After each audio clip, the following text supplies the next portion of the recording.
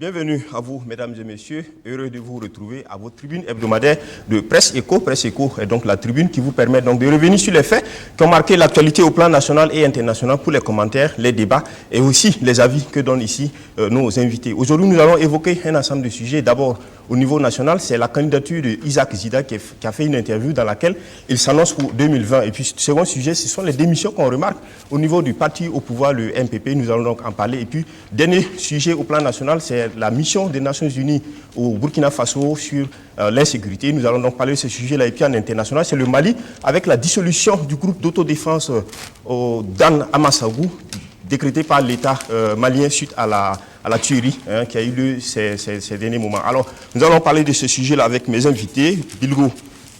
Lionel Bilgo est donc directeur Afrique Téménis Média, qui est une structure qui fait donc dans l'édition. Merci Bilgo d'être sur ce plateau. Et puis à ma droite, Mamadou Ali Compaoré, le journaliste, ancien rédacteur en chef de la RTB Télévision Nationale, ancien présentateur du journal également. Merci Ali d'être sur ce plateau. Et puis juste à côté d'Ali, nous avons Maître Kielem Apollinaire de Tambela, maître avocat inscrit au barreau, le président du CRIC, qui est le Centre de recherche internationale et de stratégie. Merci Maître d'être sur ce plateau. Et puis enfin, dernier invité, c'est le docteur Évariste Faustin Consembo. Il est donc il est chroniqueur média, il est président du SEC d'éveil, qui est une association de défense des droits de l'homme et premier porte-parole du FORAC, qui est le Forum alternatif des citoyens. Merci Évariste d'être là sur ce plateau. On va aller tout droit d'abord pour commencer avec un sujet qui a quand même suscité aussi des commentaires. Il s'agit de la mise en place donc, de la caisse de consignation et des dépôts, donc, qui vient d'être remise au goût du jour par le gouvernement. Cette caisse-là suscite des débats. Quelques éclairages déjà par rapport à cet instrument en plus dans la captation de fonds et de développement au Burkina. Évariste Consembo, en tant que gestionnaire d'abord, mais qu'est-ce qu'on peut entendre par cette caisse de consignation? Non, il faut d'abord se souvenir que ce n'est pas nouveau. Hein.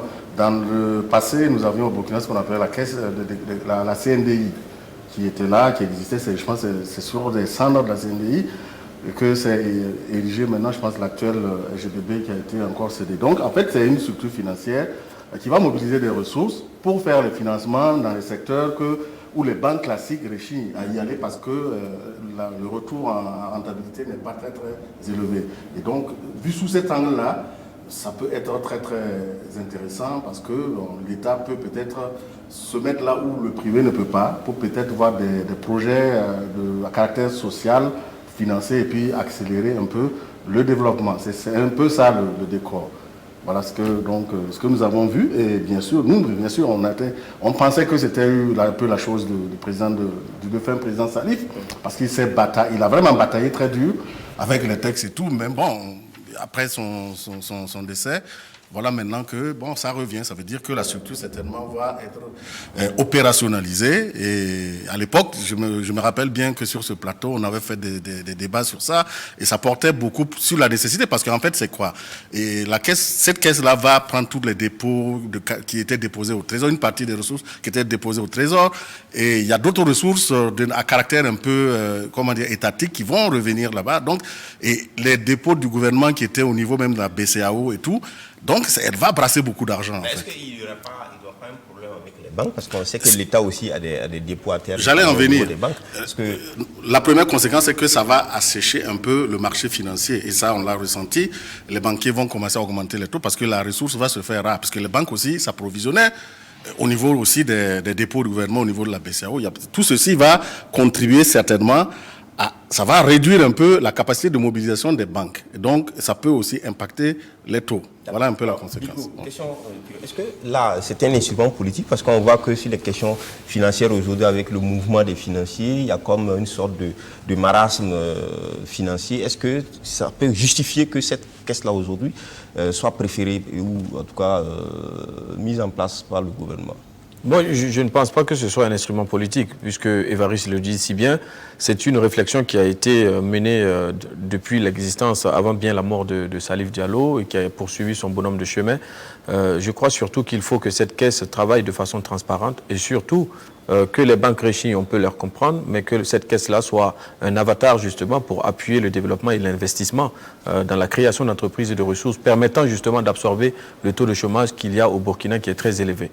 Donc beaucoup de Burkinabés ont des idées, de belles idées, mais n'arrivent pas à les concrétiser. Si cette caisse de dépôt peut être un levier pour leur permettre de développer leur entreprise, tant mieux. Maintenant, effectivement, on peut voir dans cette caisse de dépôt s'il n'y a pas une grande transparence et surtout une implication inclusive de toutes parts, une espèce de mainmise supranationale et politicienne à la solde justement des intérêts d'un parti politique ou d'un régime, que ce soit le régime actuel ou que ce soit un autre régime à venir. Parce que justement, quand on regarde les instruments en interne, il y a par exemple la commission de surveillance, je crois, qui est composée de 11 membres. On a jusqu'à 7 membres qui reviennent de droit, donc au président de l'Assemblée. On a 5 députés, dont 2 de l'opposition, 2 personnes de l'opposition. Ça fait 7 sur 11 quand même. C'est un instrument aux mains du président de l'Assemblée. Non, moi je pense qu'il n'y a même pas que cette caisse de dépôt. Je pense que nous, on a un problème dans notre gouvernance à créer les contre-pouvoirs réels. Et ça, c'est un problème fondamental quand on sait que la plupart des institutions sont à la main du pouvoir en entier et qu'il n'y a presque pas de moyens de contrôle et de dissuasion, on tombe dans une certaine forme de gabegie et de corruption dont on a du mal à absorber ou à résorber. D'accord. Maître, oui. Quelque chose en parlant de... Moi, je me demande si ce n'est pas une place de choix qu'on a voulu tailler pour Paul Kaba-Thiéba. Comme il vient de quitter le premier ministère, qu'il est du bureau politique du MPP, il ne fallait pas quand même le laisser inoccupé. Il fallait trouver quelque chose pour lui. Sinon, moi, je me suis posé la question de l'opportunité de cette caisse.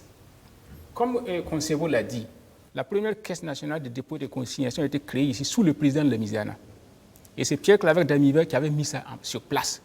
Et c'est cette CNDI-là qui avait donné la BFCI, qui est devenue actuellement la Société Générale Burkina Faso. C'est comme j'ai appris l'autre jour qu'on vient de mettre en place une banque agricole.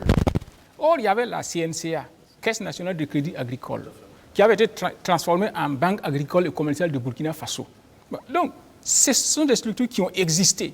Si on a estimé que ce n'était pas nécessaire qu'ils continuent leur existence, pourquoi en recréer encore? Donc moi, je me suis posé franchement la question de la mise en place encore d'une CNDI, alors que la CNDI existait bien avant, bien la BOAD. Pierre Claver Damiba a quitté la CNDI pour aller prendre la tête de la BOAD à Lomé, qu'il a structuré, qu'il a contribué à mettre en place. Donc pourquoi créer la CNDI à l'heure actuelle? Donc sur ce plan, je me pose la question de la bonne gouvernance dans notre pays. D'accord. Alors, Ali, pour terminer, est-ce pense que que là, c'est le pouvoir, le gouvernement qui, face peut-être à des difficultés de financement, d'autofinancement, a trouvé là l'occasion, mais en même temps, est-ce que c'était peut-être un instrument pour une question de politique aussi? Parce que quand on regarde la composition, telle que les choses sont faites, on a une même mise de l'Assemblée nationale sur un instrument de l'exécutif. Bon, je crois que mes prédécesseurs ont très bien campé le décor.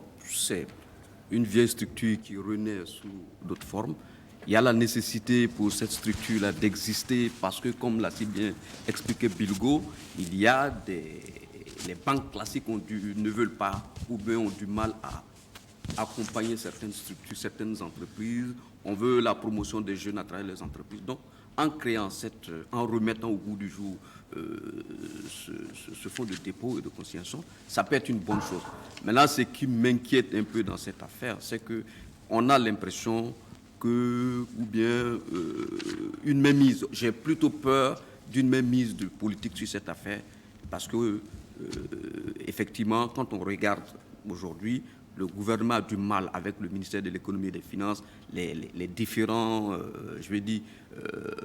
les différentes grèves, les humeurs et tout ça. Est-ce qu'ils n'ont pas voulu contrôler ça en remettant au goût du jour la caisse de dépôt et de consignation, en confiant ça à Paul Kaba-Thiéba, un fidèle des fidèles de Roch-Marc Christian Kaboré? Ça pourrait être une espèce de puits où on pourrait pomper l'argent de l'État tranquillos à l'abri de tout bruit. Donc, c'est ça qui effraie un peu le public et on attend de voir. Mais soyons patients, voyons, et puis on pourra critiquer après le fonctionnement de cette affaire.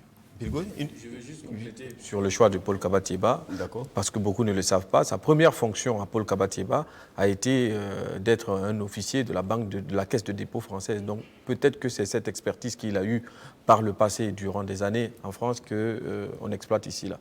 Mais effectivement, de Premier ministre à directeur général d'une banque, beaucoup s'en sont offusqués. On se pose la question de la pertinence de son rôle à ce poste-là. Il n'est pas le seul cadre au Burkina qui a d'ailleurs ses compétences, on peut dire aussi. Oui, hein. voilà, oui. D'accord. Alors, merci Bilgo. On va évoluer sur notre plateau pour atteindre le second sujet, hein, disons le premier sujet qui a été donc libellé ici. Il s'agit de cette candidature de Isaac Zida. Isaac Zida a fait une sortie, on va dire la première sortie hein, depuis son départ du Burkina et son exil au Canada. Mais au préalable, on a vu ces moments-ci des jeunes qui sortent, qui lancent des appels à son endroit. Donc, l'interview sur France 24 est donc arrivée. Il a abordé des questions comme le terrorisme, ses démêlés judiciaires au Canada, supposés, procès Push, candidature en 2000. Alors, Zida ne cache pas, en tout cas pour ne pas dire qu'il répond directement à la jeunesse qu'il appelle, aux jeunes qu'il appelle. Il dit qu'il pourrait être candidat en 2020. Maître Kielem. Non, on ne peut pas dire qu'il ne cache pas. Il n'a pas dit qu'il serait candidat. Il a laissé les portes ouvertes.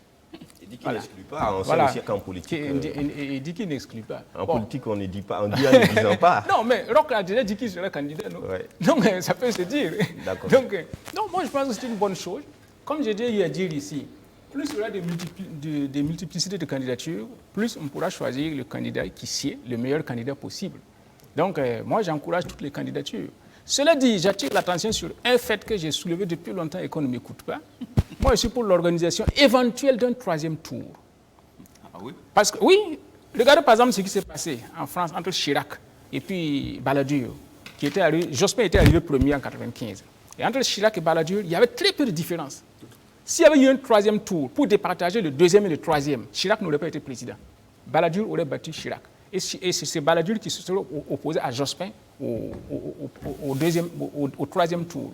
De même, lors des élections passées, entre Macron, Fillon et Marine Le Pen, vous avez vu qu'entre Marine Le Pen et Fillon, l'écart était très mince.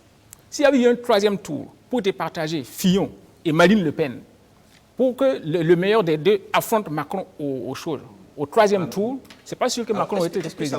Donc, or, ce qui arrive... Est-ce que ça voudrait dire que 2020 en sera 2020, très serré? Ah oui, or en 2020, vous avez Roch-Marc Christian Kaboré qui se positionne. Vous avez Zéphine Diabré qui se positionne. Vous avez Kadri Désiré qui se positionne. Déjà, ces trois-là, c'était poids lourd. Et il y a Zida aussi qui arrive. On ne sait pas qui va venir encore. Donc, moi, je crains Gilbert Noël Ouedraogo. Bon, lui, je ne pense Taïb pas Bari et plein d'autres. Hein. Oui, et plein d'autres qui vont venir. Est-ce que vous voyez? Donc, moi, je crains que, même au Bénin, comme vous avez remarqué, l'élection de Patrice Talon, par exemple, entre le deuxième et le troisième qui le suivaient, il y avait très peu d'écart.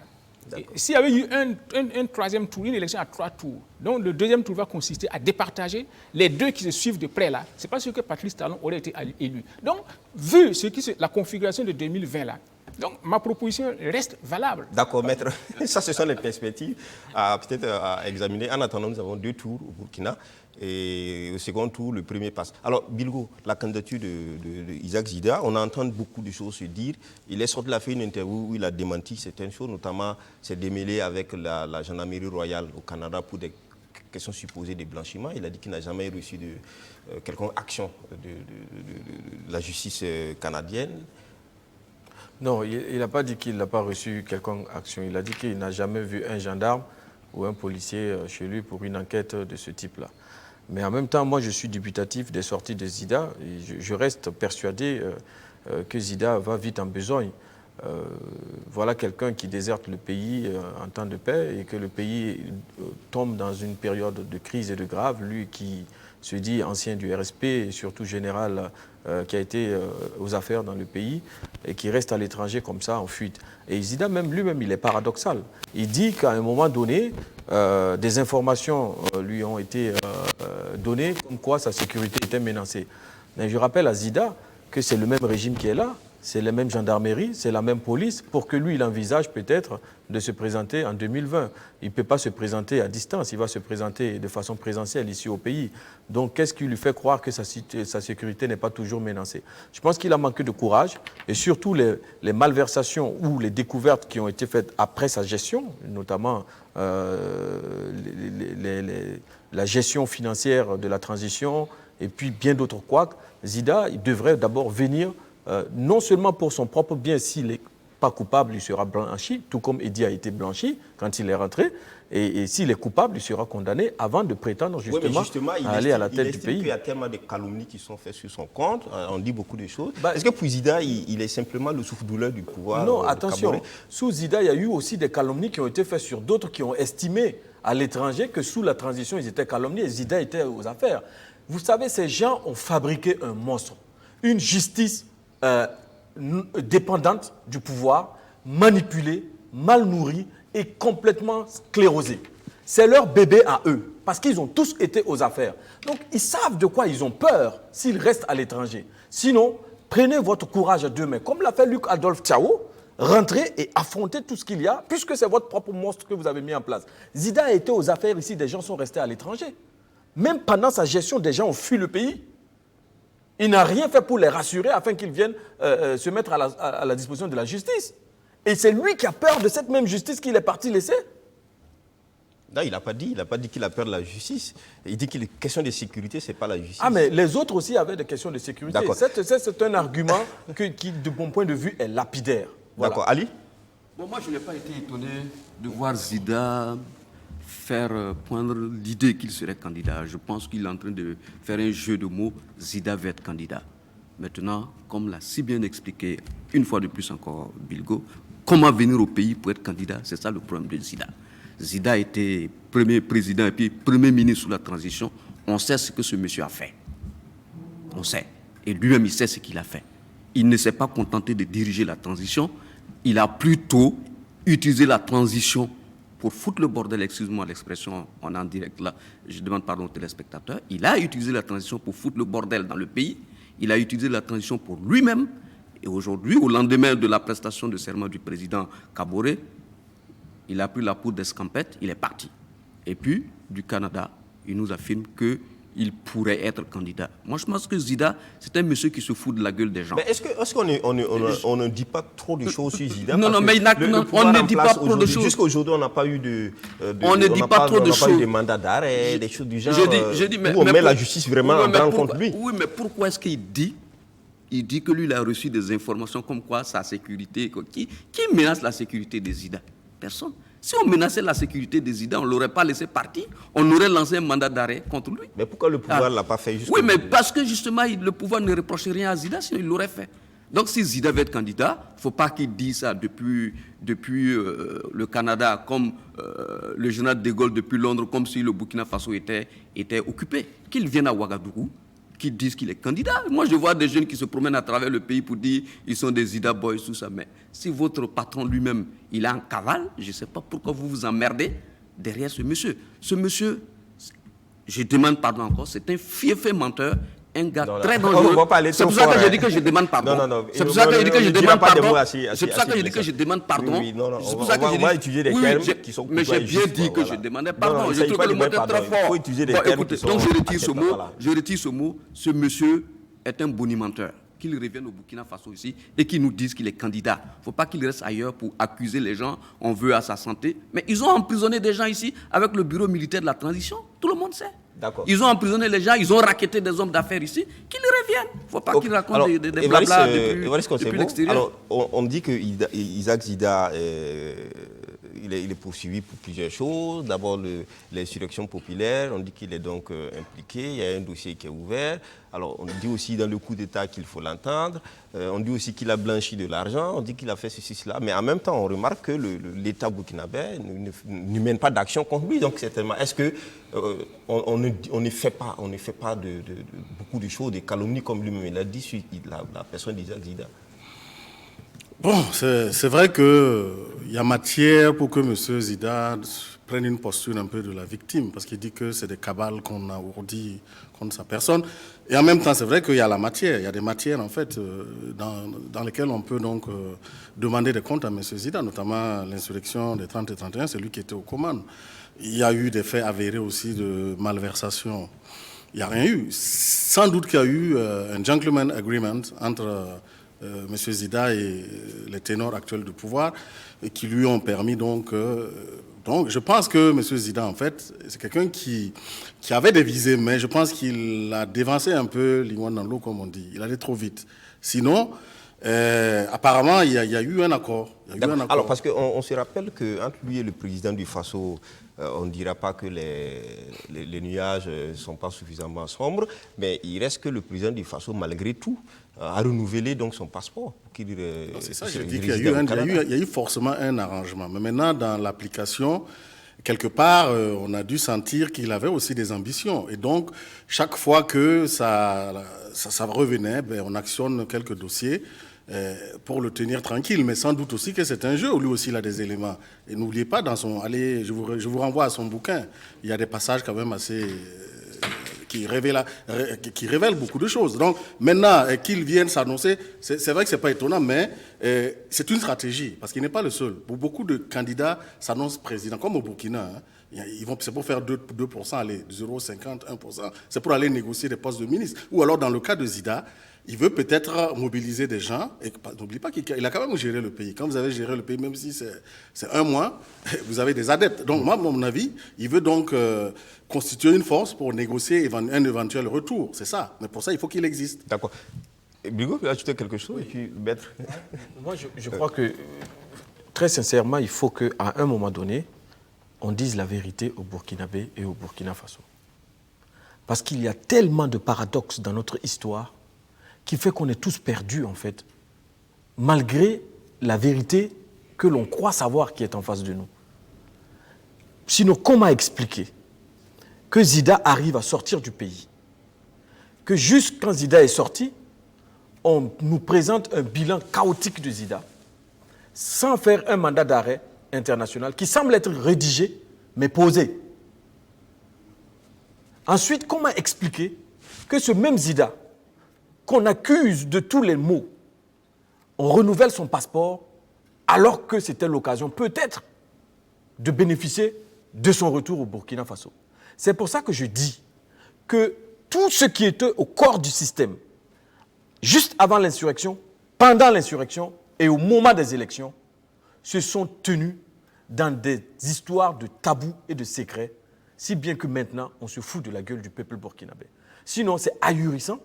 Alors donc, que l'on entende que Zida se présente en 2020. Tout ce qui se dit sur le compte de Zida, c'est simplement de la politique politicienne. On veut abattre peut-être quelqu'un, mais en même temps, on est redevable vis-à-vis de lui. Est-ce que c'est comme ça qu'on peut faire comprendre? Oui, mais je pense que c'est un jeu de je t'aime moi non plus. Mais là, apparemment, depuis les deux sorties de Zida, j'ai l'impression que c'est le divorce total entre Zida et le pouvoir en place. J'ai lu le livre de Zida avec beaucoup d'intérêt.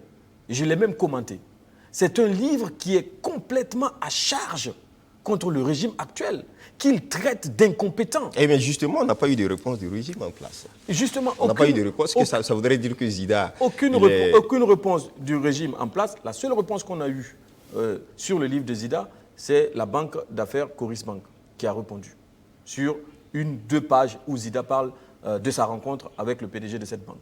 À part lui, aucun homme qui ait été cité dans le livre de Zida n'a démenti quoi que ce soit. Maître, oui, pour terminer sur le sujet, voilà, est-ce que c'est un candidat qui fait peur plutôt au pouvoir? Parce que chaque fois, comme on le dit, on rédige des actions de justice qu'on ne mène jamais, on renouvelle le passeport. Parce que ce n'est pas sûr que Zida lui-même se présente pour être élu.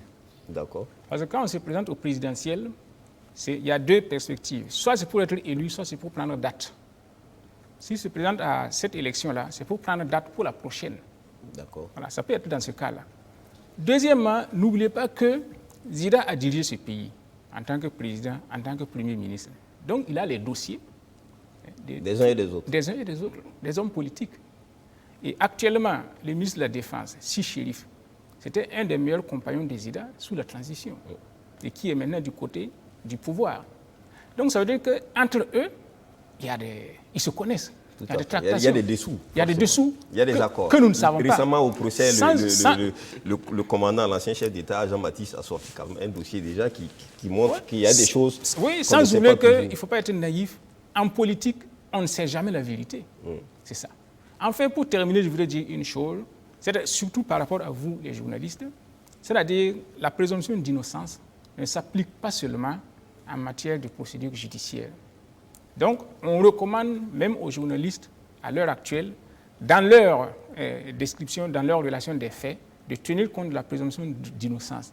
Donc, du fait de ne jamais présenter quelqu'un comme pouvant être coupable, tant qu'il n'a pas été condamné par la justice. Mais Donc, ça, c'est simplement de la déontologie. C'est de la déontologie, maître. Ça, c'est de la déontologie, maître. Or, par exemple, bon, c'est vrai que Zida a tort de n'être pas rentré, etc. Il n'a pas été convoqué. Ouais, voilà, bon, mais on a généralement tendance à jeter, voilà. à jeter les, Oui, en mais pâture. Ce que Maître de Tambela dit, c'est vrai, mais c'est dans les faits. Dans les faits, il faut respecter les faits. Les faits sont sacrés. Le commentaire est libre. Mais les journalistes font, tout ce que les journalistes font, tout ce qu'on dit sur Isaac Zida, jusqu'à preuve du contraire, on n'a pas vu des preuves comme ça. Je viens sur ça. Je dis sur les faits. Les faits sont sacrés. On les respecte. Le commentaire est libre. Et jusqu'à présent, ce que les journalistes font, c'est des commentaires sur l'action de Zida. Zida part du pays en homme libre. Il ne revient pas. Jusqu'à ce que son passeport prenne fin. Mais il ne faut pas oublier qu'au niveau de la justice militaire, il a tout simplement il a coupé aussi d'une sanction. Pour désertion en temps de paix. Voilà, pour désertion en temps de paix. Et ce monsieur qui déserte en temps de paix, on lui renouvelle son passeport. C'est pour ça que je dis que Zida a quelque chose, vous ne voulez pas que j'emploie le mot, je ne l'emploie pas. Zida est un homme qui a beaucoup de choses et il veut tromper la vigilance des Burkinabés. Et c'est ça qui n'est pas acceptable. Si Zida veut être président, il vient. Mais justement, est-ce qu'il va venir certainement parce qu'il ne peut pas être candidat en étant au Canada? Non, je viens. Il ne dit pas que lui, il a eu des informations sur sa sécurité, sur ceci, sur cela, alors que lui-même, et on l'a dit, tout le monde sait, lui-même, il était le responsable de la sécurité, il en a fait beaucoup. Je vois qu'il a peur de quoi? Ceux qui sont aux affaires aujourd'hui, ce sont ses amis. C'est lui qui a fait la transmission du pouvoir. D'accord. Au MPP, il a peur de quoi? Il revient. Merci, il ne faut pas qu'il Ali. mente sur les gens pour dire qu'on veut ma peau, non. Merci Ali. On va continuer le sujet. Peut-être avec les téléspectateurs. Je profite pour dire que aujourd'hui, on va débattre avec les téléspectateurs. Ils peuvent appeler au numéro qui va s'afficher sur l'écran et puis on va les rappeler pour prendre leur intervention et faire participer tout le monde à ce débat-là. Alors, second sujet sur question politique aujourd'hui, c'est le MPP. Le MPP, la semaine dernière déjà, on parlait de la sortie d'Émile Paré qui semblait dire qu'il y a des énervements, les gens ne sont pas contents, sont fâchés. Et puis, par la suite, on voit des démissions quand même un peu importantes. On a vu, par exemple, Oussoum, 3 démissions dans le bureau politique national. Au niveau du Cardio, une démission de quelqu'un qui était membre donc, du bureau des universitaires et des experts associés dans le Kadiogo. On a également dans le Salmantenga, également dans le BPN Salmantenga, aussi des démissions. Alors, maître, qu'est-ce qui se passe au MPP? Qu'est-ce qui se passe? C'est le cours normal de la vie politique. Ce n'est pas au MPP seulement qu'il y a eu des démissions. Il y en a eu à l'UPC, ça a commencé à l'UPC d'ailleurs. Il y en a eu à la DFRDA. Il y en a eu à la NAFA. Vous vous rappelez même que le président de la NAFA, Rasmane Ouedraogo, a même quitté là. Il a même dit qu'il quitte même la scène politique. C'était lui le président à l'intérim. Mais ce qui est un peu étonnant, c'est que dans le jardin verdoyant du pouvoir, rarement on quitte. Le parti au pouvoir, le bureau politique, c'est une instance quand même importante. Non, vous savez, M. Saodogo, au Burkina Faso ici, là, la seule réalité du pouvoir, c'est la chefferie coutumière. Tout le reste là est artificiel. Et pour les Burkinabés, les partis politiques sont comme des chevaux de course au PMUB. On parie sur le cheval gagnant. Donc, si vous estimez que le MPP ne fait pas votre affaire actuellement ou ne fera pas votre affaire, vous changez de cheval. Mais regardez, par exemple, allez dans un petit village du Burkina Faso, remettez en cause le mode de désignation du chef de village. Vous allez voir ce qui va se passer. C'est là que vous savez que les gens savent défendre ce qui s'appelle leur tinkouri. Mais ici au Burkina Faso, même les chefs d'État, vous pouvez les changer comme vous voulez. Si vous avez un certain pouvoir militaire, vous pouvez les changer comme vous voulez. On est en train de débattre de la Constitution là. Combien de Burkinabés seront prêts à mourir pour cette Constitution? Vous parlez que rien. Ça veut dire que ça n'impacte pas réellement les Burkinabés. Donc ces histoires de partis politiques là, c'est comme des chevaux de course, ils parient sur ça. Donc j'estime que ceci va gagner, je vais là-bas. Si je ne vais plus gagner, je vais ici, etc. Mais le MPP au pouvoir, comment on peut imaginer que... Le MPP au pouvoir. Oui. C'est le parti au pouvoir quand même, est-ce qu'il n'y a pas de problème? Est-ce que vous faites aux autres? Est-ce que vous avez vu?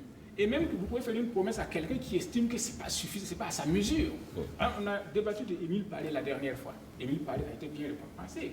Il est directeur de l'école de formation du MPP, il est directeur de l'école nationale de santé publique. Mais moi, je pense qu'Émile Paré estime que ce n'est pas suffisant. Donc, il n'est pas content. Donc, qu'il conteste, c'est tout à fait normal parce que ça dépend de la mesure, de l'ambition de chacun.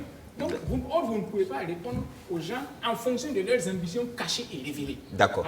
Alors, vu l'état actuel des partis politiques et du jeu politique, si quelqu'un estime qu'il a droit à plus ou il aspire plus, il va voir ailleurs. D'accord. Alors, Évariste Concebo, qu'est-ce que cela peut laisser entrevoir quand on est quand même dans le parti au pouvoir? C'est le Sahel, c'est le Salmantenga, le Kaduro, où il y a des démissions comme ça. C'est quand même rare, surtout que c'est le parti au pouvoir. Est-ce que ça voudrait dire qu'il y a des contradictions internes au MPP?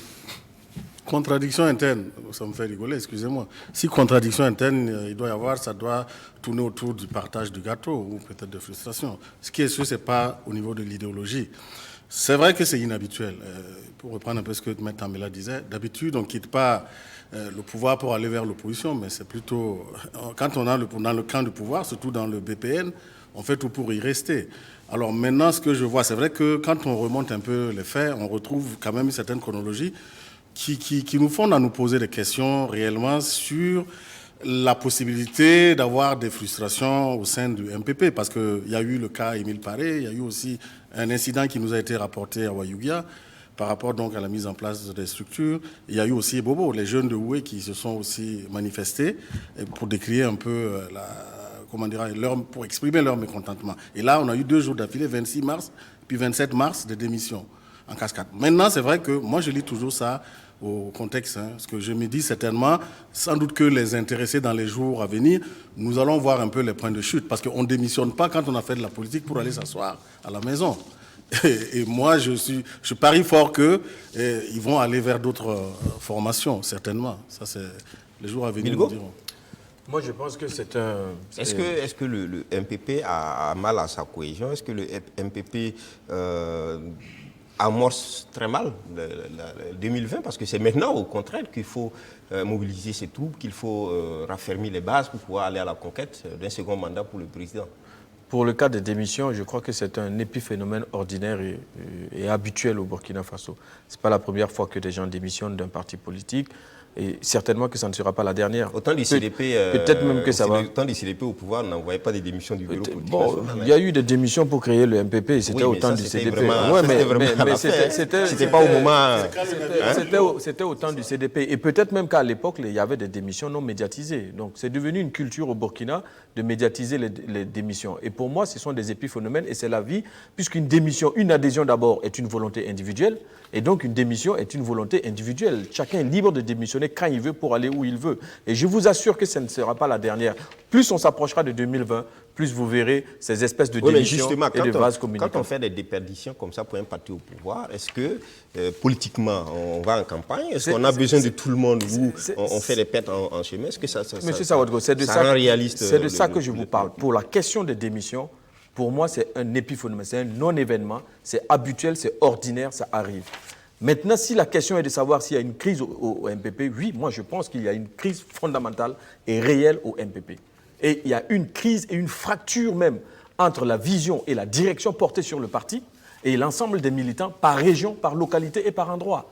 Et ça, je l'explique tout simplement du fait des couacs qu'il y a eu entre certains responsables du MPP, partis installés des instances du parti et qui se sont vus refoulés ou refusés par certains militants. L'indiscipline caractérisée, multipliée ces derniers jours au sein de cet appareil politique font dire justement qu'il y a une divergence de vues. Et la dernière sortie de Émile Paré vient me conforter dans ma pensée pour dire tout simplement qu'il y a un problème. Mais dans ce parti politique, il y a un problème, c'est le parti au pouvoir. Il n'y a pas que dans ce parti politique qu'il y a un problème, il y a des problèmes dans tous les partis politiques. Ce que je voulais dire, c'est que je ne veux pas traiter la question des démissions. Parce que des démissions, pour moi, c'est folklorique. Et ça arrive tout le temps. Et surtout, ça devient tellement comique quand on les médiatise. Mais la vraie question, c'est de savoir s'il y a vraiment un problème au sein du MPP. Oui, il y a des frustrés au sein du MPP. La promesse de départ faite aux militants n'est pas quand dans arrivée. un parti, il y a des frustrations, il y a des antagonismes, évidemment, on perd en cohésion, on perd en capacité. C'est ça le fond du problème. Oui. Est-ce qu'un parti au pouvoir qui veut reconquérir le pouvoir pour avoir un second mandat peut aller avec des déperditions comme ça aux élections? Oui, là, moi, j'estime que cette période, on est en phase de marathon. Le marathon vers la présidentielle a commencé. La phase de sprint va démarrer en 2020. Ça leur laisse encore le temps de colmater les brèches et surtout de comprendre cette espèce de désamour qu'il y a entre certains de leurs militants et le parti en profondeur. Donc, c'est un bureau politique qui est là, ils vont régler leurs problèmes. Ali, la semaine dernière, on a parlé de ça. On avait dit qu'au sein du MPP, il y avait un certain nombre de problèmes. On a même dit que depuis le décès de Salif Diallo, il n'y a pas eu un président, Simon Compaoré, le président par intérim. Donc, ils ont du mal à renouveler la tête du parti. Donc, il y a beaucoup de problèmes en son sein. Sinon, les démissions en tant que telles, bon, ça, c'est la vie de tous les jours. Chacun va où il veut. S'il ne retrouve pas ce qu'il a, il s'en va. Maintenant, qu'il y ait un problème au sein du MPP, oui, c'est vrai. Il y a un problème sur la façon de gérer le pays, sur les visions politiques, les choix politiques, les choix économiques et tout. Donc, tout cela fait que les gens sont en train de se repositionner encore sur un certain nombre de choses. Donc, on verra, au fur et à mesure, on verra comment cette situation va se faire. Mais évidemment, ce qui est un peu paradoxal, c'est que, paradoxal, je nuance un peu, c'est que c'est des gens qui quittent un parti au pouvoir, qui vont vers les partis qui ne sont pas au pouvoir ou bien qui ne disent rien, qui restent comme ça. Mais là, ils n'ont pas dit où ils n'ont pas dit où ils vont. rien dit. Ils n'ont pas dit, bon, mais on sait que c'est des gens qui font la politique. Ils vont certainement déposer leur bagage en politique ou bien peut-être qu'à l'intérieur, ils regardent, ils analysent aussi. C'est des hommes politiques qui analysent la situation, qui analysent les perspectives. Ils se disent, bon, peut-être que. Donc, ils commencent déjà à prendre leur distance vis-à-vis du parti au pouvoir. Donc, les démissions en elles-mêmes ne sont pas quelque chose d'assez compliqué à comprendre. Par contre, au sein du MPP, il y a de grandes difficultés et c'est là, ça se sait, ça se voit tous les jours. Merci Ali. On s'achemine vers notre dernier sujet au plan national, c'est cette mission des Nations Unies qui a séjourné donc au Burkina, qui a rencontré le président du Faso.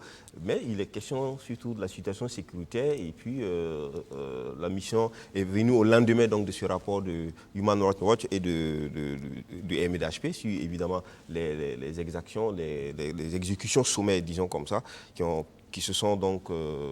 eu lieu sur certains théâtres d'opération. Alors, les Nations Unies ont terminé par demander qu'il y ait des enquêtes sur ces différentes questions qui sont soulevées. Évariste Konsebo.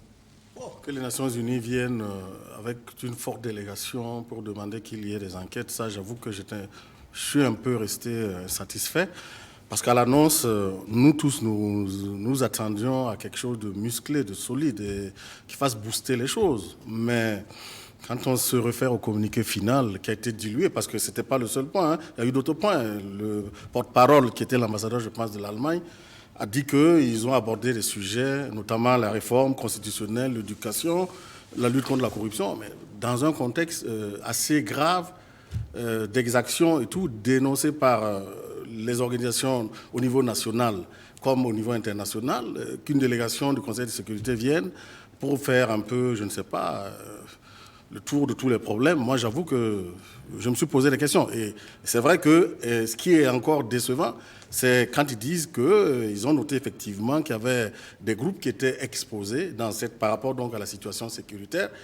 Et non, ils ont cité, je pense, ils n'ont pas stigmatisé d'ethnie, qui contrairement, parce que là encore, quand on se réfère au rapport du MBDHP ou de Human Rights Watch, eux, ils ont carrément cité des ethnies qui étaient menacées. Mais là, ils ne le font pas. Est-ce que les Nations Unies ne sont pas un peu sous le sceau aussi de la... Oui, mais donc, donc, sont les États, dans ce cas qu'ils ne viennent pas, ils sont venus pour faire quoi? Est-ce qu'ils peuvent venir dire à un État... Oui, mais je ne sais pas. Non, mais c'est là faire, encore les Nations Unies. Attendez, ils sont venus par rapport à une crise très grave. Nous allons en parler de celle du Mali, mais il faut des mesures assez, je ne sais pas quoi, assez énergiques par rapport à la situation. Ils viennent nous faire de la diplomatie. Maître. Oui, bon, non, c'est-à-dire... Est-ce qu'il fallait que les Nations Unies aillent plus loin que de dire... vous ne pouvez pas savoir s'ils n'ont pas été plus loin ou pas. Parce qu'ils ont dit devant les caméras ce qui était dissible. Quand des missions diplomatiques se déplacent comme ça, il y a ce qu'on peut dire au public et il y a ce qu'on ne dit pas au public. Donc, ce que généralement les gens disent sur le perron de COSIAM, etc., ou bien des ministères, ça c'est concocté. Voilà. Ça c'est la sauce qu'on aménage pour le public. Mais la réalité est parfois ailleurs. Donc on ne sait pas réellement pourquoi ils sont venus. De toutes les façons, s'ils sont venus, c'est dans leur rôle. Parce que comme j'ai eu à le dire ici, le Burkina Faso n'est qu'une sous-province. Mais est-ce que là, il y a eu d'autres choses qui n'ont pas été dites? Non, moi je ne sais pas. Je n'étais pas dans le secret. Là, il faudra me nommer conseiller à Kosiam. Là, peut-être. Donc, comme j'ai eu à le dire ici, le Burkina Faso n'est qu'une sous-province des Nations Unies. Est-ce que vous avez vu? Donc, dans le découpage, l'Afrique est une région, avec 5 sous-régions. Donc, le Burkina Faso fait partie de la sous-région ouest africaine. Et les Nations Unies, bon, la charte dit à chaque État délègue ses compétences en matière de paix et de sécurité internationale aux Nations Unies. Donc, ce sont les Nations Unies qui pilotent cet aspect-là. Et dans la mesure où il y a une situation au Burkina Faso susceptible de porter atteinte à la paix et à la sécurité internationale, les Nations Unies, à travers le Conseil de sécurité, est interpellé. Donc, c'est tout à fait normal qu'ils cherchent à savoir ce qui est là. Maintenant, je ne sais pas s'ils sont venus. Peut-être que c'est pour faire des propositions après, puisqu'il revient au Conseil de sécurité de prendre les mesures nécessaires pour faire cesser les menaces à la paix et à la sécurité internationale. C'est la raison pour laquelle on met des trucs comme le MINUSMA, MINUSCO, etc. Bon, maintenant, c'est une question de gestion, puisque la charte prévoit des troupes prépositionnées des Nations Unies, mais que les États ont de la peine à mettre en place, parce que des pays comme les États-Unis ou la Russie ne voudraient pas que les Nations Unies acquièrent cette puissance-là qui peut devenir une puissance concurrente à la leur. Est-ce que vous avez vu? Voilà. Donc les Nations Unies, après maintenant, ils analysent et ils voient quelles sont les mesures qui peuvent être prises. Donc c'est sans doute pour cela qu'ils sont venus. Est-ce qu'il faut peut-être penser que dans les temps à venir, suite peut-être aux enquêtes, que les Nations Unies soient un peu plus dures vis-à-vis du Burkina, au cas où ces enquêtes-là révéleraient compromettrait beaucoup l'État burkinabé ou les autorités? Bon, plus dur, je ne dirais pas cela, mais qu'on amène le Burkina Faso à améliorer la gestion des droits humains, oui, je suis pour ça. Mais je voudrais d'abord rappeler que sur ce plateau, lorsque le MBDHP, et je crois, a fait son rapport, certaines personnes avaient semblé contester ou bien étaient assez dubitatifs sur ce que le MBDHP a dit. Voilà les Nations Unies qui viennent et qui disent les choses. Mais ils disent ça de façon diplomatique. Les Nations Unies ne peuvent pas parler comme nous parlons ici sur ce plateau, ou bien comme le MBDHP parlerait. Mais je pense que quand même, quand on lit leur rapport, il est assez accablant par rapport à notre pays. Il n'est pas tendre. Ils sont même allés au-delà même de ces questions de ça, pour parler même des questions de corruption, de ceci, de cela. C'est quand même un rapport assez dur pour notre pays, et je pense que le gouvernement va prendre en charge toutes ces questions afin que nous sortions de cette impasse qui est assez difficile actuellement, parce que nous sommes au bord du gouffre, tout simplement parce que dans la lutte contre le terrorisme, les gens ont pensé que tout était permis. Non, dans la lutte contre le terrorisme, tout n'est pas permis, même si cette lutte-là, comme je l'ai dit la semaine dernière, doit être une lutte implacable. Tout n'est pas permis. Il y a des règles pour lutter contre les terroristes, même les plus féroces.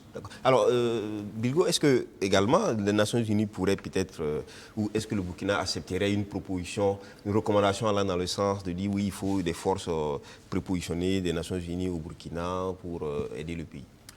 Moi, par nature, je n'aime pas ces gens-là. Partout là où ils passent, c'est que ça sent mauvais et que ce n'est pas bon. Et donc, principalement, je pense qu'on est assez mature dans ce pays pour pouvoir trouver des solutions endogènes, propres à nous-mêmes, pour nous défendre. Qui mieux que nous saura nous défendre et nous protéger? Et ensuite, il ne faut pas oublier que les Nations Unies, certains mouvements des droits de l'homme ont été créés dans un but de pression politique à géométrie variable. Où ils étaient quand on attaquait la Libye? Parce que tout ce qui nous arrive aujourd'hui est une part des conséquences de la déstabilisation de la Libye. Où ils étaient à ce moment-là. Oui, mais d'accord, mais quand par exemple les rapports ressortent des exactions, non, moi, des exécutions sommaires, ça c'est pas la Libye. Je ne jure pas sur des rapports créés à l'international par n'importe quelle organisation. Non, on a un rapport national, le MBDHP est national. Non, sur le rapport national du MBDHP, je ne me suis pas... Le Human Rights Watch n'a pas dit le contraire du MBDHP. Oui, le Human Rights, ils peuvent dire ce qu'ils veulent, je m'en fous d'eux. Pour le MBDHP, je ne me suis pas prononcé. Je suis resté assez inquiet sur la situation. Moi, j'ai confiance au travail du MBDHP, principalement. Je vous le dis, en vrai, je crois au travail du MBDHP. Et il faut faire attention. pour ne pas créer une poudrière dans ce pays-là. Effectivement, on peut sécuriser le pays en respectant la vie humaine. Et donc, quand je vois les Nations Unies arriver comme ça, pour moi, ça sent mauvais. Ce n'est pas bon du tout. Et il faut qu'on apprenne justement à faire attention. Ça sent mauvais, il faut peut-être expliquer ça aux téléspectateurs. Ça sent mauvais, ça voudrait dire quoi? Ça veut dire que quand les Nations Unies enverraient peut-être venir mettre la flamme, ou qu'est-ce qui se passe? Non, quand ils viennent comme ça, c'est qu'ils ont des informations. Ils viennent dans un cadre bien défini sur le plan international. Ils ont la façon, le mode opératoire. Tout à fait. On connaît leur mode opératoire. On sait que partout là où ils sont, physiquement, c'est que c'est des zones de théâtre de guerre et de conflit. Ils sont en Côte d'Ivoire, ils étaient en Côte d'Ivoire, ça n'allait pas. Et pareil, ils sont arrivés en Côte d'Ivoire de la même manière. Une mission arrivée au palais pour voir Gbagbo. D'accord. Donc moi, je pense qu'il faut qu'on fasse très attention et qu'effectivement, on essaye nous-mêmes, entre nous Burkinabés, de nous parler et de trouver des solutions rapides pour résoudre certains problèmes, parce que la solution venue de loin peut ne pas convenir. Alors, maître, vous avez une réaction par rapport à... Oui, par rapport à ce que Bilgo dit, on dit que les gens heureux n'ont pas d'histoire. Les Nations Unies ne vont pas là où ça va. D'accord. La charte ne le leur permet pas. Justement, ils vont là où ça ne va pas. Est-ce que vous avez vu? Et quand Boutros Ghali était secrétaire général des Nations Unies, il a fait un ouvrage, Agenda pour la paix, où il préconisait même l'ouverture vers plus de terrains d'attaque des Nations Unies. C'est-à-dire que maintenant, même la corruption interne dans un pays peut amener les Nations Unies à intervenir dans la mesure où cette corruption-là peut aboutir à une instabilité dans le pays qui va apporter une menace à la paix et à la sécurité internationale.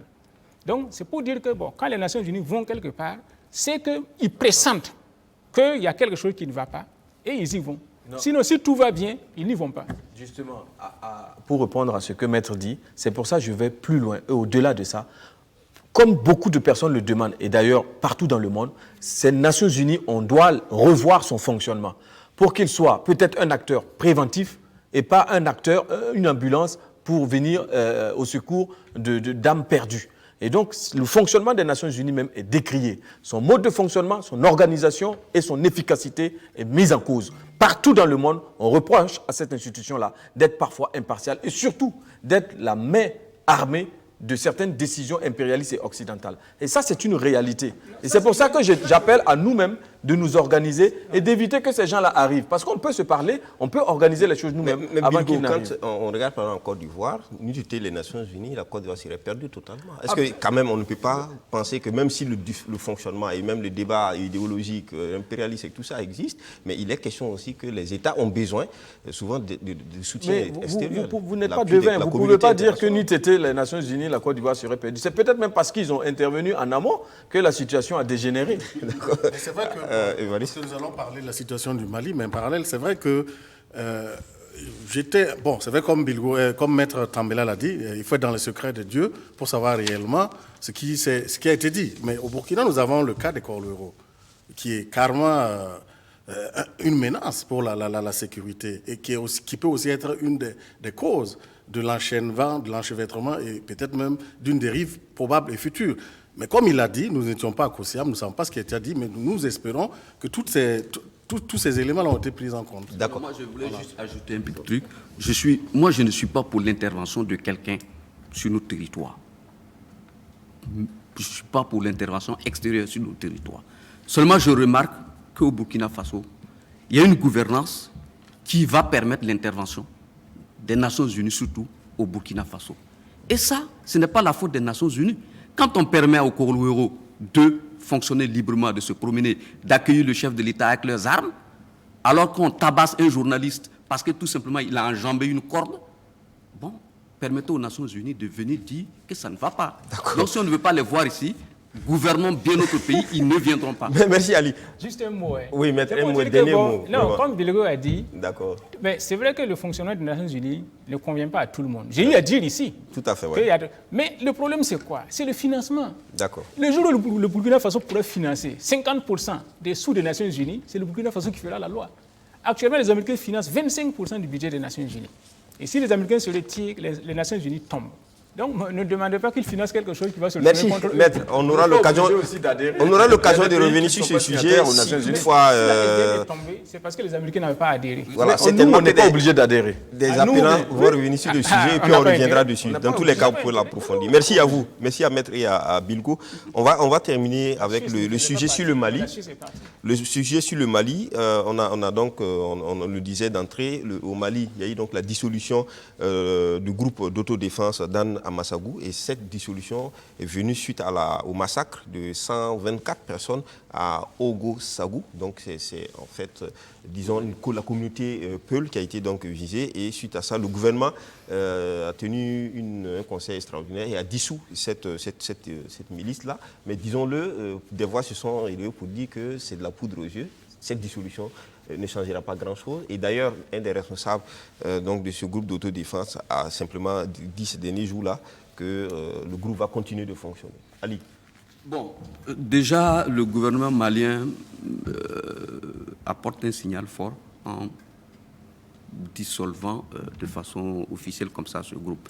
Mais évidemment, il ne s'agit pas seulement d'écrire un papier signé pour dire que le groupe est dissous. Il faut, derrière ça, que le gouvernement malien appuie et voit effectivement si ce groupe est dissous et que l'armée malienne, la sécurité malienne, prenne en charge la sécurité de tous les Maliens. Parce que ce qui se passe au Mali ressemble un peu à ce qui se passe dans notre pays. Donc, quand des milices d'autodéfense d'une ethnie vont attaquer une autre ethnie, bon, ça crée un peu du désordre et c'est pas bien pour les pays et c'est pas bien pour toute la société. Ceci étant, il faut donner la sécurité du pays aux forces de défense et de sécurité qui sont là. Les milices qu'on crée de gauche à droite pour ceci, pour cela, ça ne sert plus trop dans les États modernes aujourd'hui, sinon que ça peut être la cause des conflits interethniques. Il faut donner la force à la police, à la gendarmerie et à l'armée pour que cette force républicaine-là puisse intervenir chaque fois que de besoin. Maintenant, prenant appui sur le Burkina, expliquer aussi à ces forces de défense et de sécurité qu'on n'intervient pas n'importe comment. Oui, mais justement, on a vu les responsables, un des responsables de la structure, Dan Amassagou, qui disait que ils sont prêts à discuter avec l'État, avec les forces de défense, mais s'il s'agit de les désarmer, ils vont tout simplement résister. Mais la force appartient à l'État. Quand une milice dit à un État, on est prêt à discuter avec vous, mais s'il s'agit de désarmer, on n'est pas d'accord. Mais quelque part, il y a eu un mariage entre cet État-là et cette milice. Et c'est ce divorce-là que les gens veulent faire au Mali qui est difficile. Ah, c'est ça le problème. On ne fait pas le mariage avec le diable. D'accord. Alors, Évariste Konsebo, quand on regarde un peu, c'est vraiment, selon les explications d'un certain nombre de personnes, des députés et tout, cette milice ou ce groupe d'autodéfense-là apparaît comme une création donc, de l'État malien et des autorités maliennes pour ne pas... C'est clair, il faut repartir dans l'histoire pour comprendre la création de ces groupes d'autodéfense. Parce qu'il y a les agriculteurs et les Peuls, il y a aussi les Peuls aussi qui ont leur groupe d'autodéfense. Et on a associé le visage emblématique d'Amadou Koufa. Au départ, c'était ça aussi. Hein. C'était pour répondre aux exactions que les agriculteurs faisaient aux Peuls. Et ça veut dire quoi? C'est l'absence de l'État, l'incapacité de l'État à assurer une de ses missions qui est de protéger les citoyens. Et donc, l'État, à travers son comportement, a délégué de fait la protection des citoyens à des milices. Et nous ne sommes pas loin du Burkina avec les Corleros. C'est ce qui est encore l'ironie du sort, c'est que ce massacre, je pense, est perpétré au Mali pendant la présence, je pense, de la délégation, même la délégation du Conseil de sécurité, ou à quelques jours près, hein, ça n'a rien changé. Bon, maintenant, que ça soit un Conseil de ministres extraordinaire, parce qu'à travers ce sont des associations qui sont reconnues par des arrêtés préfectoraux. Et que ce soit un Conseil de ministres qui se réunit pour dissoudre une structure qui a été mise en place par un arrêté de préfet, moi, je dis OK. Et non, on va plus loin en limogeant des gens. La hiérarchie militaire a été limogée. Sans avoir au préalable établi les responsabilités. Si on dissout, par exemple, cette milice, ça veut dire que quelque part, il y a un problème. Mais s'il y a un problème, il faut trouver les responsables. Et il faut faire la justice. Et c'est comme au Burkina, on dit non, on aura des enquêtes. Mais ces enquêtes peuvent aboutir comme ça peut ne pas. Alors, justement, hein, on ne va pas parler du Burkina parce qu'il est question du Mali. Mais quand on regarde ce qui se passe là-bas également, le gouvernement malien qui dissout donc le groupe d'autodéfense, qui limoge donc la hiérarchie militaire, mais en même temps, on ne poursuit personne. Tout comme on a le même cas similaire avec Yirgou au Burkina. On ne poursuit personne. C'est là encore, moi je suis toujours sur la thématique de la vérité. Vous savez, ces espèces de compromissions que l'on crée pour un but nombriliste et politique a parfois des revers très dangereux sur les populations. Et donc, je pense qu'au-delà même de la question de dissolution de ce groupe, il faut arrêter ceux qui ont fait ça et les condamner. Rendre justice à tous ceux qui sont morts immédiatement. Les actions de limogeage et de chaises musicales dans l'armée ne sont que des épiphénomènes par rapport à la douleur des populations. Parce qu'ils connaissent ceux qui les ont fait ça. C'est facile. Un massacre de grande envergure, ce n'est pas un meurtre, c'est un massacre. Ce n'est pas une façon pour l'État simplement de faire un effet politique et qui peut dévoiler ou trahir Mais on sait que l'effet sa responsabilité dans tout ça. On sait que l'effet politique n'est qu'un vernis. Et derrière ce vernis, il y a un noir d'enfer. Et donc, c'est difficile de ne pas faire le parallèle avec ce qui s'est passé au Burkina. Mais il y a tellement de similitudes que l'on se demande si cette espèce de chasse aux sorcières ou de tuerie aux faciès ne va pas déranger toute la région et toute la zone. Parce que la communauté Peul, quand même, est une charpente qui relie au moins les 3 pays, voire les 4 pays autour du Burkina. Et si ça arrive au Burkina, même pas quelques mois, même pas une année à peine, quelques mois après, ça arrive au Mali, ça veut dire que c'est grave. Et quelles sont les mesures que l'on prend? Ces espèces de dons qu'on a fait aux réfugiés, au camp de réfugiés des Peuls, pour moi, c'est une insulte. Ce qu'ils veulent, c'est la justice. Et rapidement, arrêtez ceux qui ont fait ça, condamnez-les. Parce que le problème de cette affaire-là, le nerf de cette affaire, c'est les groupes d'autodéfense que l'on a tolérés, que l'on a acceptés, que l'on a fabriqués même par endroits et qu'on refuse justement de désarmer. Maître, Oui. deux questions. D'abord, Oui. au Mali, on a une pléthore de forces d'intervention, MINUSMA, Barkhane, et c'est au Mali encore qu'avec l'État présent, qu'on a dans le centre du Mali cette tuerie d'au moins une centaine de personnes.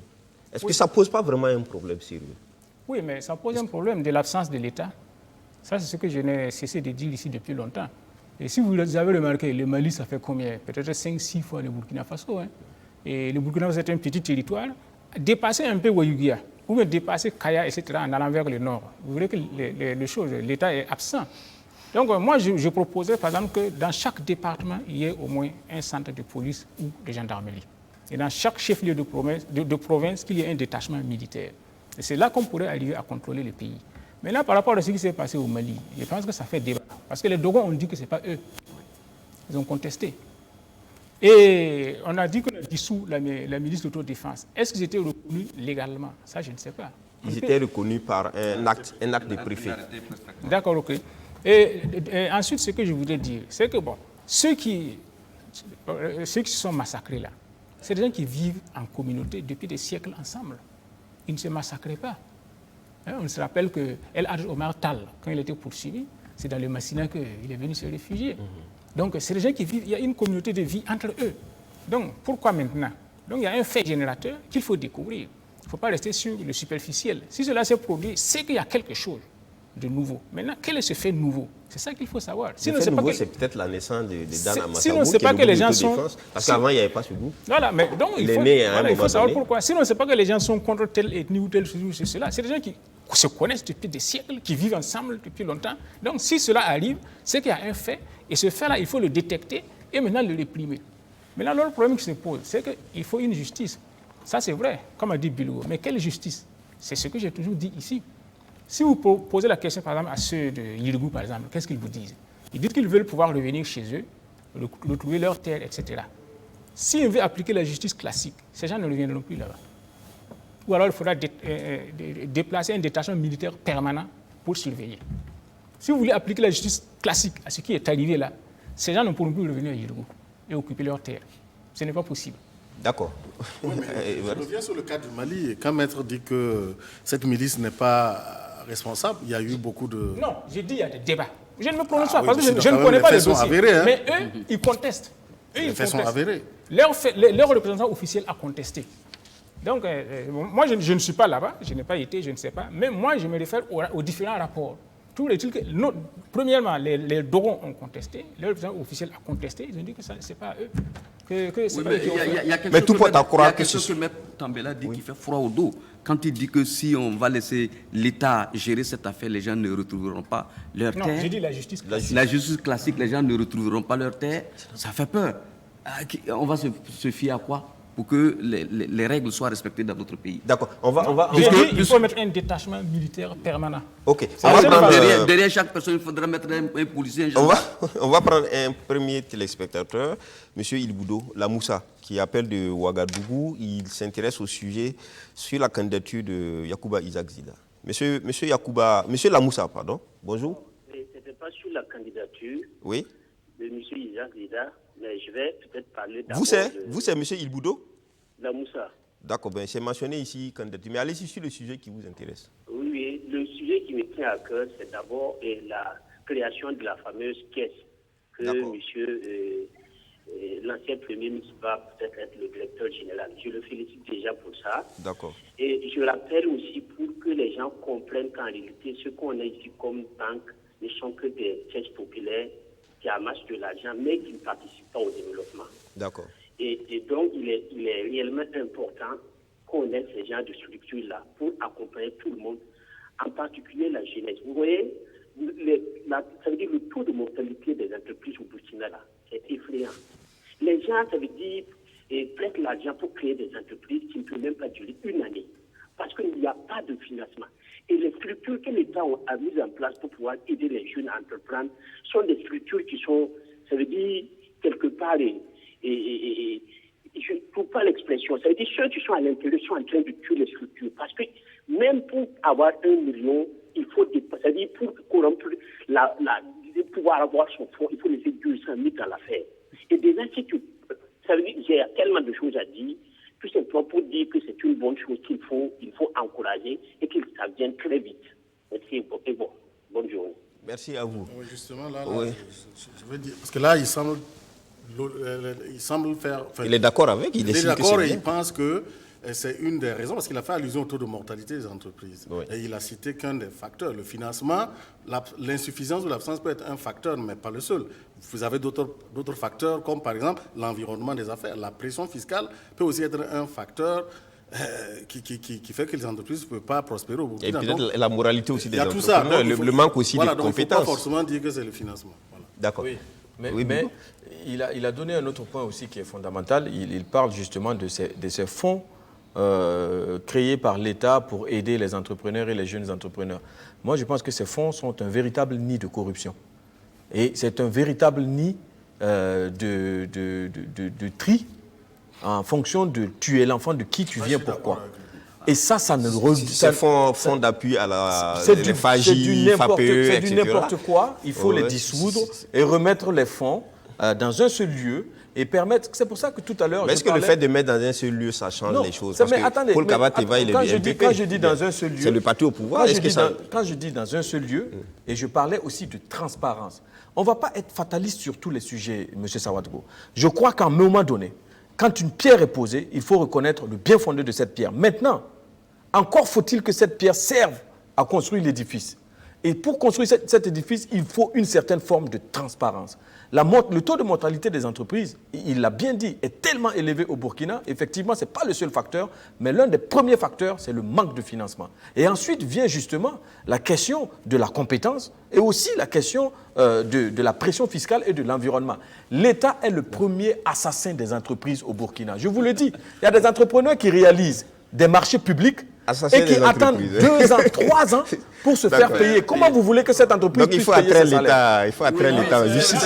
Alors, Évariste, on a quelqu'un en ligne, mais bon, certainement que c'est pas, on ne sait pas Pour ne pas lequel. faire long, C'est pas sur le peut-être sujet. qu'il a été Évariste, assez dur quand il dit que l'État est le premier assassin, mais sous d'autres termes, il y a des études scientifiques qui peuvent l'expliquer. Mais maintenant, je suis d'accord avec lui quand il dit que la gestion des fonds, des différents fonds, la laisse à désirer, et parce que ça devient des structures pour récompenser des militants. C'est ça qui fait que c'est très grave. Attends, moi je voulais ajouter. Mais est-ce que- je voilà, voulais mais dans ajouter tout ça- ajouter juste un mot, s'il vous plaît, Oui, M. oui. Savadogo. En fait, la création de ce fonds est bien, comme l'a dit M. Ilboudo. On a besoin de l'argent pour donner aux jeunes, pour créer leurs entreprises, pour soutenir l'activité économique. Le problème, on a nommé qui à la tête de ce fonds? M. Paul Kabatieba, ancien Premier ministre, militant MPP, membre du bureau. Donc, c'est tous ces petits facteurs. Justement, tous ces petits facteurs. Déjà, Merci. le truc part. Et on sait aussi le taux de corruption. Justement, la tout question, ça. c'était C'est de ça. dire, Oui. c'était de dire, parce que Bilgo a insisté beaucoup sur la gouvernance, sur la Voilà, transparence. ok. Pourquoi on n'aurait pas pu tout simplement faire un appel à candidature pour candidature? pouvoir prendre Je pense qu'il faut réduire même les postes à nomination dans ce pays. Même si vous faites appel à candidature, je ne crois pas que ça va régler le problème. D'accord. Rappelez-vous qu'il y avait une banque nationale de développement ici qui a disparu. Il y a eu la caisse nationale de crédit agricole qui a disparu, etc. Mais on va Il y a eu- prendre un téléspectateur Maintenant, qui a le bureau au fil. voilà, donc Au ce bout que du je vais fil. dire maintenant, par rapport au crédit dont il a parlé, je crois que les caisses populaires donnent des crédits à peu de frais. Donc, mais le problème aussi, c'est que quand les jeunes prennent les crédits, ils s'achètent de belles motos, etc. avant moralité, d'investir. la question des gestions. De Alors, telle sorte que, voilà. le téléspectateur, c'est M. Sawadogo. Bon, Sawadogo, il n'y a pas de prénom. Hein. M. Sawadogo qui appelle de Ouaga, qui s'intéresse à la candidature de Yacouba Isaac Zida. M. Sawadogo. Oui, bonjour. Bonjour. Oui, je voudrais participer à l'émission. Allez-y. D'accord. Sur la sortie de Yacouba Isaac Zida, à mon avis, je pense que c'est une sortie malheureuse. Explique. C'est regrettable, d'autant plus que Yacouba Isaac Zida est dans une situation illégale, comme nous le savons tous. Il a déserté, il est en infraction. C'est regrettable d'attendre l'approche des échéances électorales pour dire que je n'exclus pas d'être candidat à la présidentielle. Il se fourvoie. Je pense que Yacouba Isaac Zida a mal sondé le paysage politique actuel au Burkina. Je ne sais pas sur quelle popularité ou sur quoi il s'appuie pour envisager une candidature. Parce que sous la transition, nous avons remarqué qu'il était soutenu par des OSC à qui il a distribué de l'argent, il s'est fait des amis, mais ce n'est plus le cas. S'il y a des gens aujourd'hui qui sortent pour demander ça et là la candidature de Isaac Zida, je pense que c'est parce que depuis l'extérieur, il finance. Mais je pense, étant au Burkina, je pense que Yacouba Isaac Zida n'a pas la popularité nécessaire pour, en tout cas, se positionner comme un vrai talent dans la échéance électorale. Mais je me réjouis d'autre part, parce que en 2020, nous aurons pas mal de candidats, des poids lourds, même s'ils ne sont pas populaires, à quelque part, ce sont des poids lourds. On a Kadri Désiré, on a Rockmark, on a Sufferin Diabré, on a Taïrou Bari et bien d'autres personnes. Yacouba Isaac Zida a été un acteur clé de la transition. Bien qu'il n'ait pas une certaine popularité, il a un certain poids qui pourra quand même rendre la compétition réussie. Et le candidat qui sortira de cette compétition, je pense que ça sera, je ne dirais pas le meilleur candidat, mais ça sera quand même un candidat relativement acceptable. Parce que actuellement, je pense que le Roch Marc Kabore, à la suite de l'insurrection, a trop eu facilement le pouvoir. C'est trop facile. C'est pourquoi aujourd'hui, on sent un certain laxisme dans la gestion du pouvoir, un certain manque de vision. Et lorsqu'on arrive en fait à avoir un pouvoir aussi facilement que comme l'a eu Roch Marc Kabore, on ne peut attendre qu'à une telle gestion. Monsieur Sawadogo, oui, donc vous ne voyez pas d'inconvénient à ce que M. Isaac Zida soit candidat, c'est ce que vous lui dites? Oui. D'accord. En fait, je me réjouis de ce que ça va apporter en fait dans la compétition. Pour lui-même, je pense qu'il se fourvoie. C'est regrettable. Si j'étais à sa place, je n'allais même pas envisager une candidature. D'accord. Parce que sa candidature est une insulte pour le peuple. Mais politiquement, je pense que ça va en fait nous ouvrir en fait, comment je vais dire ça, ça va contribuer en fait à rendre la compétition plus rude. Pas parce qu'il est populaire. Merci, monsieur Sawadogo. Vous dites une chose et son contraire en même temps. Vous voulez pas, bon, on ne comprend pas. Merci bien. Là où je suis d'accord avec lui, c'est que c'est très gênant, de la part surtout, parce que n'oubliez pas que M. Isaac Zida, c'est un militaire. Il s'est fait nommer général. Et que ce monsieur-là déserte pendant que le pays a un problème, je pense qu'il a d'abord un cas de conscience. Ça, c'est à ce niveau. Mais c'est vrai, l'auditeur a demandé, il ne sait pas sur quoi il se fonde. Non, il a dit, il a avancé le bilan positif de la transition, mais ce n'est pas honnête. Parce que nous, c'était peut-être la présence d'autres personnes comme le président Kafando, peut-être qu'on aurait eu une transition plus pire si on avait laissé la gestion du pays à M. Isaac Zida et puis à sa clique. Peut-être qu'il a l'appui Je pense que si de M. Kafando si également. Zida veut être candidat, c'est son droit. Il est burkinabé, il peut être candidat. Il n'y a pas de problème à ce niveau-là. Mais je pense qu'il pense, parlant de M. Savadogo qui demande, il se base sur quoi pour être candidat, mais cadre de jeu, pardon, excusez-moi, Zida, durant toute la transition, on l'a vu cheminer avec les OSC, qui sont encore là. Peut-être qu'ils pensent que ces OSC-là ont toujours leur éclat d'antan. Or, ces OSC-là ont beaucoup pâli en quelques années seulement, du fait de leur incapacité réellement à jouer leur rôle, du fait également de leur, je sais pas, de leur incurie et puis beaucoup de choses dans tout ça. Voilà. Oui, Bilgo. Moi, ça me dérange. Moi, le mot OSC est un mot noble pour moi. Et un peu avant l'insurrection, on a vu se créer des espèces de clans de saltimbanques et qui se sont fait passer le titre d'OSC dessus. Et donc, ça me dérange de jeter l'eau sale sur toutes les OSC. Mais je crois qu'effectivement, Zida peut-être s'appuie sur certains OSC de saltimbanques, entre guillemets, pour dire qu'il va se présenter candidat. Mais le téléspectateur a bien dit, Zida a le droit de se présenter. Mais avant de se présenter, il doit des explications à la justice burkinabé, à l'État burkinabé. Mais en même temps, le paradoxe, comme je le disais tout à l'heure, c'est que si Zida a l'audace de nous parler de cette façon, c'est parce que justement en face, le gouvernement qui dit de manière éclatante, juste après le départ de Zida, qu'il est coupable de ci et de ça, ne mène aucune action, bizarrement, pour le faire revenir. C'est pour ça que je dis qu'il s'est passé un certain nombre de choses taboues pendant l'insurrection et pendant la transition. Peut-être que les autorités en place ne disent pas la vérité. C'est tellement. Peut-être que Zida ne dit pas la vérité, mais toujours est-il la vérité est entre eux. Mettre quelque chose sur... Non, je n'ai rien à dire. J'ai déjà eu à dire ici qu'en matière de politique, il n'y a pas de vérité. Donc, il faut pas. C'est des négociations qui se font. Et même, vous avez vu même que parfois, même, il y a des massacres qui se passent. Et puis, au nom de la réconciliation, on tait sur tout ça. Même en Afrique du Sud, où il y a eu la commission Vérité, Justice et Réconciliation. Ah oui, ils ont dit la vérité avant de taire. Donc, c'est pour vous dire qu'en matière de politique, tout est possible. Oui, ils ont dit la vérité avant de taire. C'est ça qui est différent. Ouais, voilà. Alors, mais c'est tellement que M. Isaac Zida, en s'annonçant ou en prenant le pari peut-être de déclarer ses ambitions pour 2020, est-ce que quelqu'un pourrait déclarer des ambitions aussi importantes s'il ne se reproche pas, s'il se reprochait des choses ou s'il ne pense pas devoir d'abord passer par l'explication? C'est un ballon d'essai. Non, je pense Mais de toute façon... Il a essayé. Maintenant, attendez de voir maintenant la réaction d'en face. Parce que tout de suite, tout à l'heure, nous avons dit oui, mais il dit ça parce qu'il a eu une assurance. Mais attendons de voir dans les jours à venir. Si réellement il est candidat, dans les débats, on lui demandera des comptes. Bien sûr. Alors, il y a M. Mahamadou Sissé qui appelle de Côte d'Ivoire. C'est très loin déjà. Premier sujet, candidature Isaac Zida. Monsieur Sissé. Oui.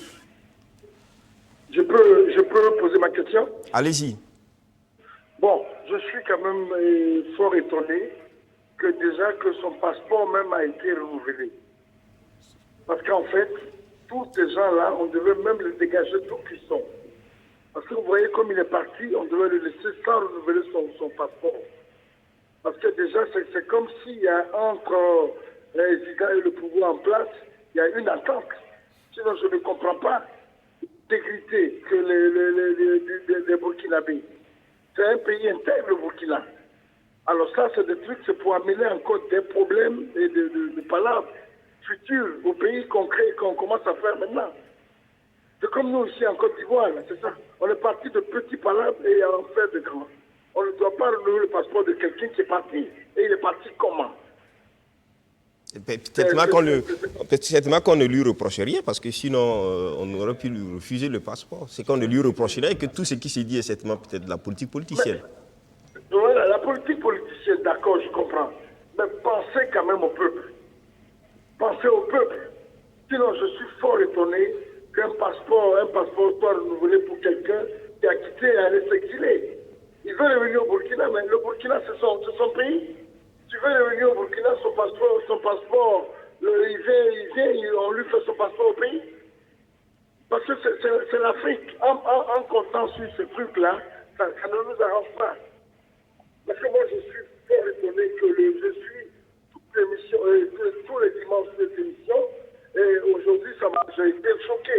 C'est pour ça que j'ai appelé directement quand j'ai vu les numéros. Mais sinon, la politique politicienne est en train de détruire l'Afrique. Voilà, c'est ce que j'avais à dire, mon frère. Merci à vous, M. Cissé, qui appelle de la Côte d'Ivoire. Non, ça, ce n'est pas une politique politicienne.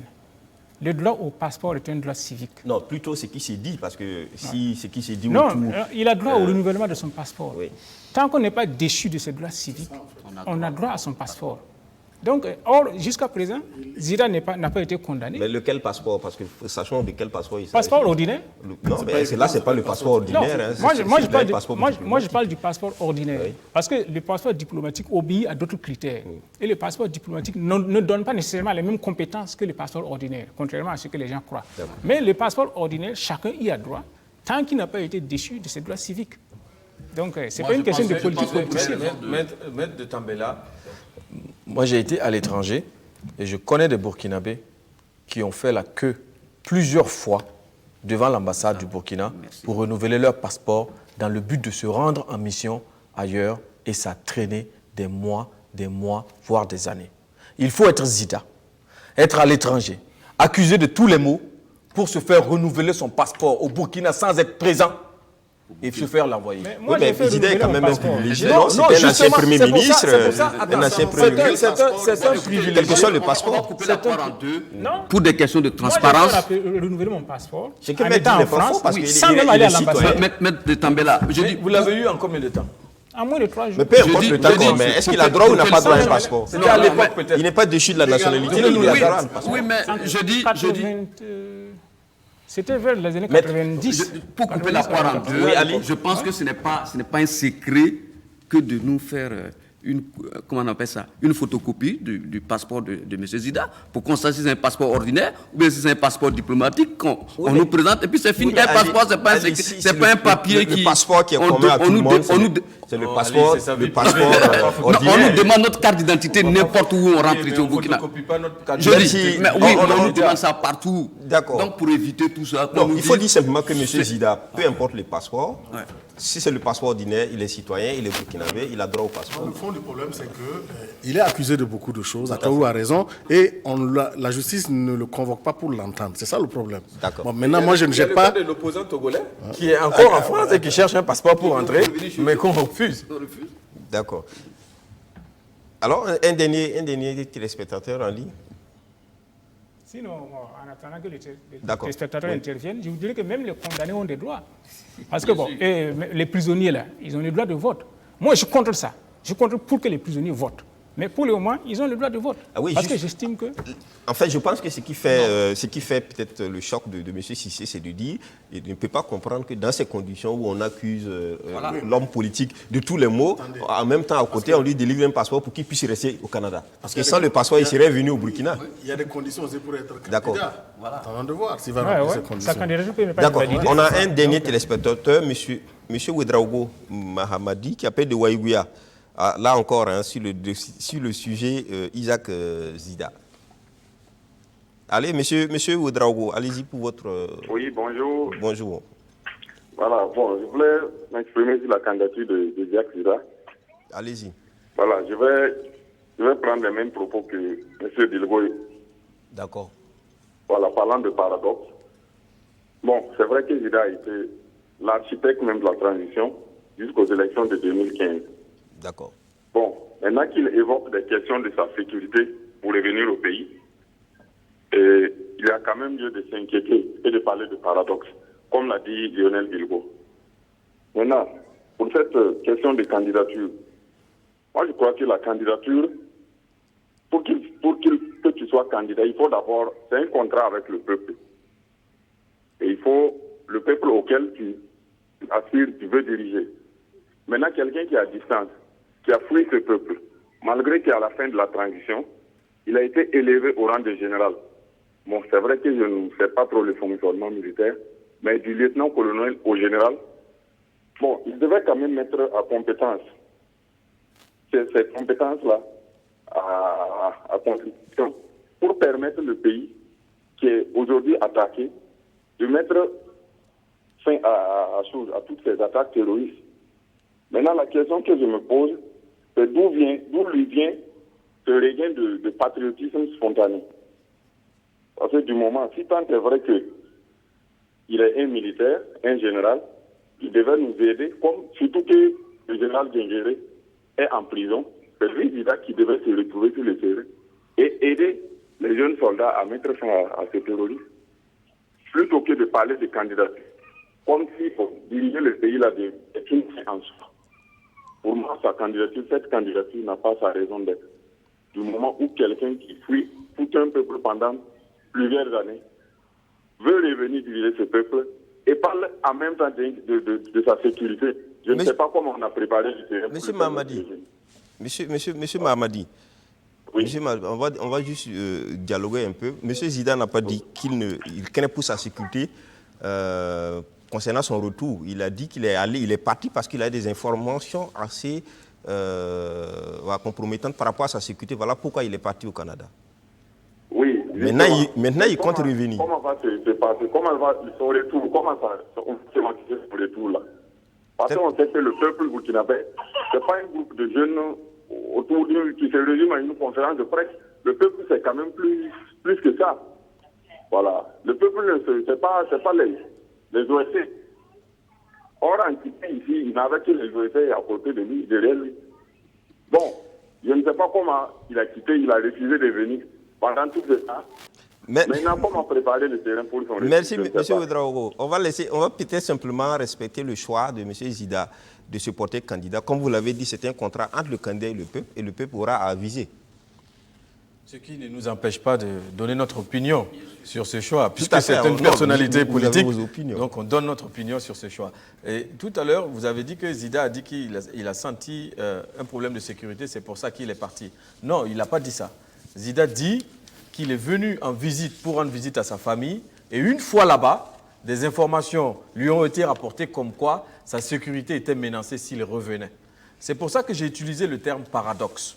Parce qu'au moment où les informations lui parviennent comme quoi sa sécurité est menacée, c'était encore le même régime qui est là actuellement. Ça n'a pas changé.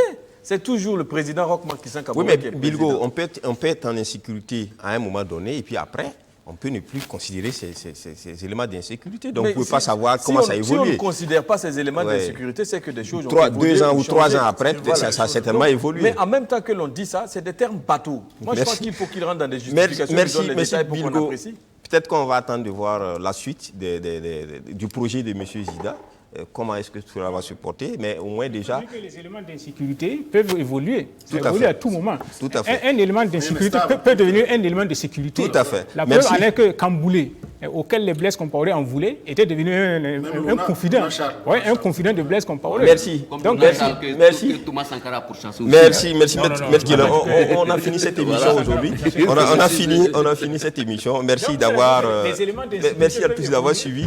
On n'a pas pu rappeler quelqu'un quand même, M. Ouedraogo Youssouf, qui voulait également M. Ouedraogo Youssouf à Ouagadougou, qui voulait également intervenir sur le sujet Isaac Zida, mais on n'a pas pu le rappeler. Question peut-être de prendre un nouveau pour la semaine prochaine. Alors j'étais donc avec Maître Kélem Apollinaire de Tambela. Il est avocat au barreau, président du CRI, qui est le Centre de recherche internationale des stratégies.